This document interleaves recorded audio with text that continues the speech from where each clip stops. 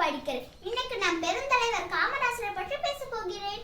கண்ணுடையர் என்பவர் கற்றோர், முகத்திரண்டு புண்ணுடையவர் கல்லாதவர். பொருள்: கண்ணுள்ளவர்கள் என்று சொல்ல தகுந்தவர்கள், எண்ணும் எழுத்தும் கற்றவர்கள். மற்றவர்களுக்கு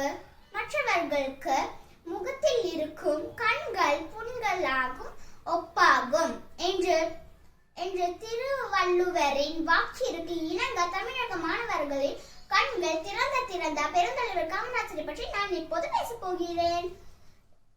கர்ம வீரர், ஏழைகளை நேர்ந்தல், கருப்பு காந்தி, கல்வி கண் திறந்தவர், தன்னலமற்ற நாட்டுக்காகவே தன்னை அர்ப்பணித்துக் கொண்ட கர்ம வீரர், பார்ப்போற்றும்படி கத்தர் மேடை என்றெல்லாம் போட்டப்பட்டவர் நமது பெருந்தலைவர் காமராசர்.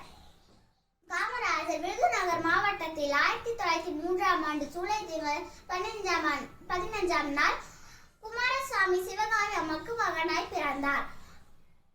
அவர் 1954 முதல் 1963 வரை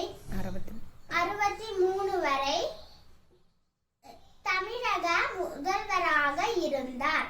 அவர் ஊர்கள் தோறும் கல்வி கூடங்கள் அமைத்து மதிய உணவு திட்டத்தை கொண்டு வந்தார். அவர் உழைப்பால் உயர்ந்த காமராசர் தனக்காக ஒரு சொத்தும் சேர்த்து வைக்கவில்லை. தன் நாட்டுக்காகவும் நாட்டு மக்களுக்காகவும் வாழ்நாள் முழுவதும் அர்ப்பணித்தவர். நன்றி, வணக்கம்.